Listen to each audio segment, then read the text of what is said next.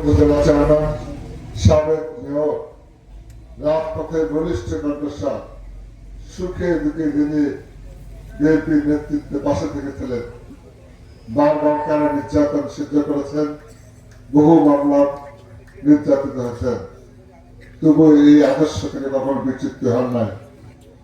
তার হাতে দেশ তারেক রহমান ধানের শীষ তুলে দিয়ে এই এলাকার মানুষের সুখে দুঃখে পাশে থাকার সুযোগ করে দিয়েছেন। যে আগামী দিনে পার্লামেন্টের কথা বলবেন, জিয়া পরিবারের কথা বলবেন, আপনাদের কথা বলবে, উন্নয়নের কথা বলবে, আপনাদের সন্তানদের ন্যায্য দাবির কথা বলবে, চাকরি থেকে যারা বঞ্চিত হয়েছিল তাদের অধিকারের কথা বলবে, আপনার সন্তানদের সুশিক্ষিত করার কথা বলবে। সেই প্রিয় নেতা এখানে আসছেন। একটু পরেই নামাজের জামাত শুরু হয়ে যাবে, এই জন্য বক্তব্য বেশি রাখবো না।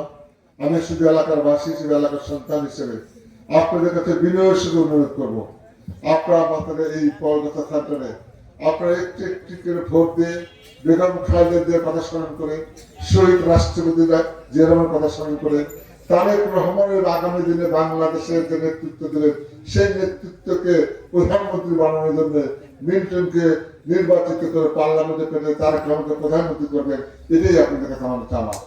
আপনারা আজকে যদি আমরা মিল্টন ভাইকে যদি আমরা নির্বাচিত করে পার্লামেন্টে পাঠাতে পারি, তাহলে বাংলাদেশের প্রধানমন্ত্রী তারেক রহমান হবে ইনশাআল্লাহ।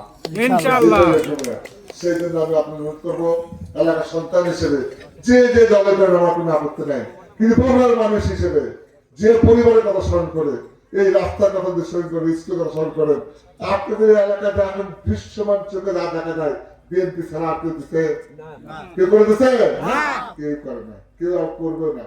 আবার আল্লাহ আমাদের বিএনপি সরকার আপনাদেরকে কয়েকদিন পর ইনশাআল্লাহ আপনাদের মাধ্যমে আল্লাহ উপহার দেবে, ইনশাআল্লাহ আবার উন্নয়নের ধারা পথে থাকবে। আমি মনে করি একটা যোগ্য ছেলে হাতে সন্ধান দিয়ে, যে এক উপজেলা আমি উপজেলা চেয়ারম্যান ছিল, মেয়র ছিল, সে নেতৃত্ব ছিল, তার হাতে 18 সনের 2018 সনের নেতৃত্ব দিয়েছিল জানেন তো। শেখ হাসিনা কলকাতা থেকে কেড়ে নিতে, কারণ তার ভোট দাঁড়ালি হাসিনা লোকের বাস করবে না সেই ভয়। কিন্তু আল্লাহর বাদ দুনিয়ার বাদ, আজকে হাসিনাই নাই, কিন্তু দুজন সাল আছে আপনাদের সামনে, তাই কি? সেই নিয়ন্ত্রণকে ভোট দেবেন আপনার।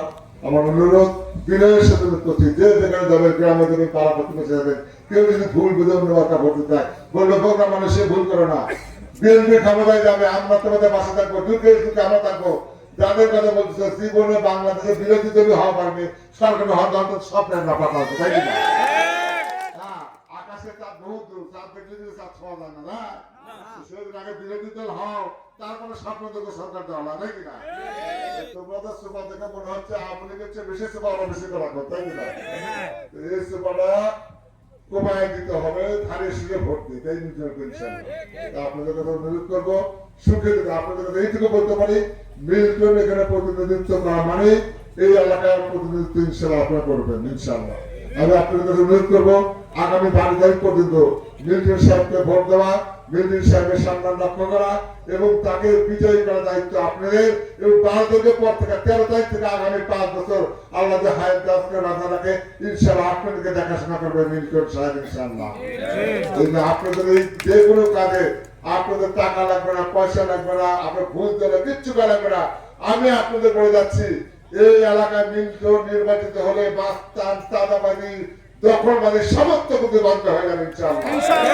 আমি আপনাদের কথা দিচ্ছি, কেউ বাস্তানিদের সুযোগ পাবে না, কেউ চাঁদাবাজিদের সুযোগ পাবে না, দখলবাজিদের সুযোগ পাবে না।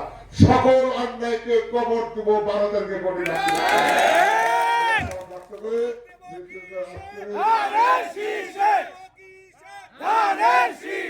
এবার আপনাদের সামনে বক্তব্য রাখবেন শহীদ রাষ্ট্রপতি জিয়া রহমানের সুযোগ্য উত্তরসূরি, শহীদ জিয়া রহমান আদর্শের শহীদ বেগম খালেদা জিয়া, জিয়া পরিবারের তাত্ত্বাভাবের ব্যক্তিত্ব, তারেক রহমানের বিশ্বস্ত সহচর, লড়াই সংগ্রামে পরীক্ষিত সৈনিক, সাবেক উপজেলা চেয়ারম্যান, সাবেক মেয়র, বর্তমান ধানের শীষের প্রতিনিধিত্ব করছেন যারা মিত্র বিষয়কে বক্তব্য রাখার অনুরোধ করছেন।